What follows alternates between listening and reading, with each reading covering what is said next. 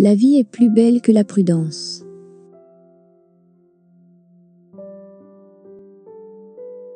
L'espérance, c'est croire que la vie a un sens. Avoir souffert rend tellement plus perméable à la souffrance des autres.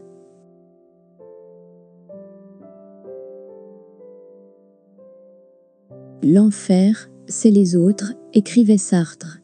Je suis intimement convaincu du contraire. L'enfer, c'est soi-même coupé des autres.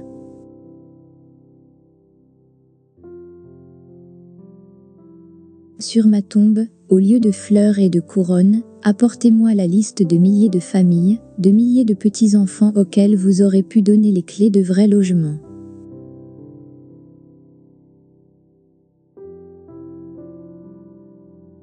La première règle avant d'agir consiste à se mettre à la place de l'autre. Nulle vraie recherche du bien commun ne sera possible hors de là. La responsabilité de chacun implique 2 actes, vouloir savoir et oser dire.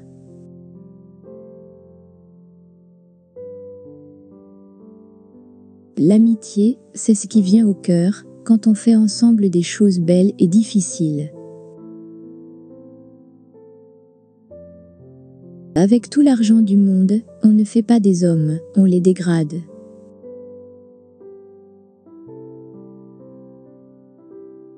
Croyant ou pas, c'est la même soupe pour tout le monde. Il faut que la voix des hommes sans voix empêche les puissants de dormir.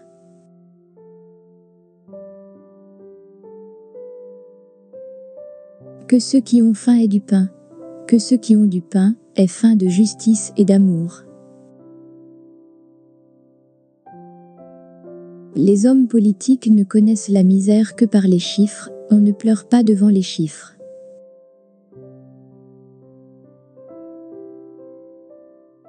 Nous avons autant besoin de raisons de vivre que de quoi vivre.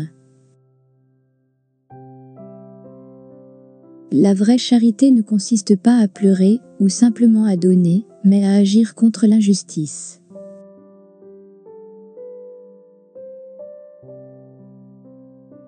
La liberté des droits n'est qu'une perfidie et une moquerie quand les ventres sont vides.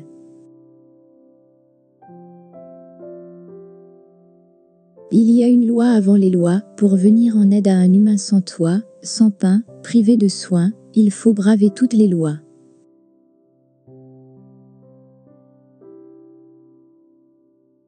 Dans la mort, il y a beaucoup plus de rencontres que de séparations. Il ne faut pas faire la guerre aux pauvres, mais à la pauvreté.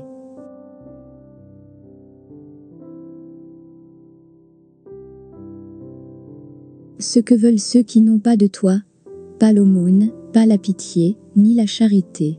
Ils veulent un bail et une clé.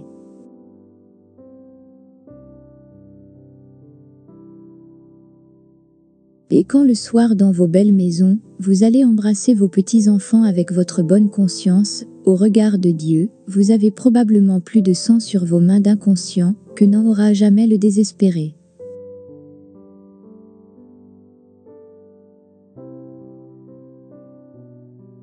Quel est l'enseignement essentiel que doit recevoir l'enfant, sinon celui qui fera qu'il possède la connaissance de la réalité humaine universelle ?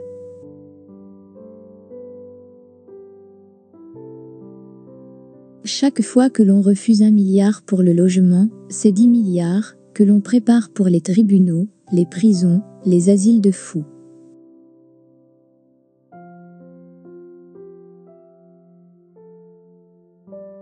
On peut dire schématiquement que le monde ne dort plus, l'une de ses moitiés tenues éveillée par la faim et l'autre par la peur des affamés.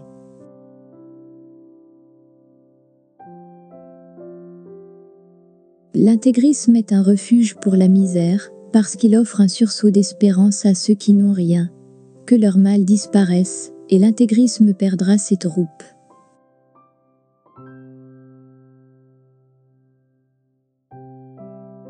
L'injustice, ce n'est pas l'inégalité, c'est le non-partage.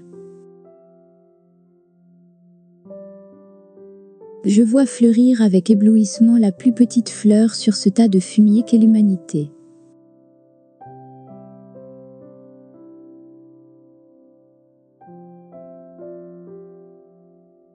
Mon message?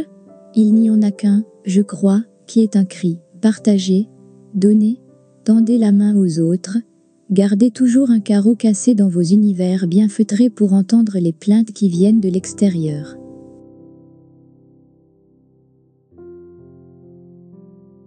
On ne donne pas ce qu'on possède, on ne possède que ce qu'on est capable de donner. Sinon, on est possédé.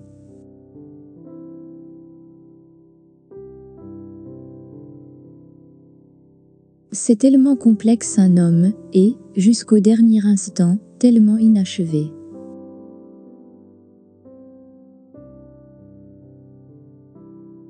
Il faut toujours garder les deux yeux ouverts, un œil ouvert sur la misère du monde pour la combattre, un œil ouvert sur sa beauté ineffable, pour rendre grâce.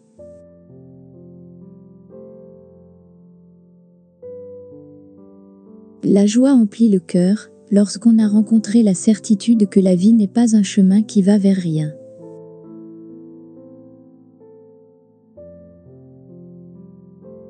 Dieu n'est pas le tout-puissant dominateur, c'est le tout-puissant captif, captif des libertés qu'il crée à la cime du monde, pour que le monde puisse culminer dans l'amour.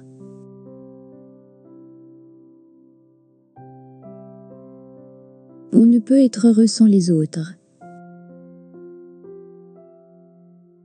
Gouverner, c'est d'abord loger son peuple.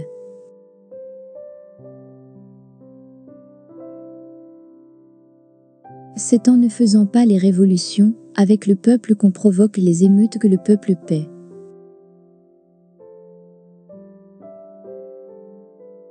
Les grandes villes du monde sont toutes affligées de deux plaies, le luxe excessif et la misère.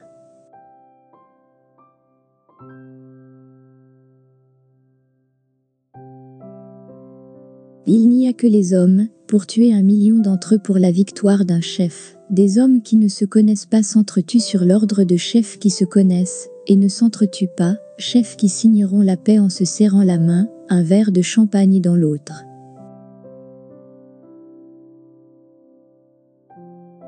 L'esprit ne peut être libre s'il n'est dégagé de l'angoisse de la faim.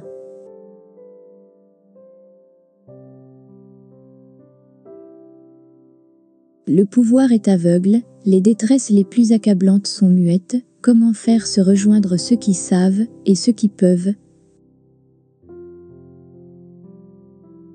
Avec tout l'argent du monde, on ne fait pas des hommes, mais avec des hommes et qui aiment, on fait tout.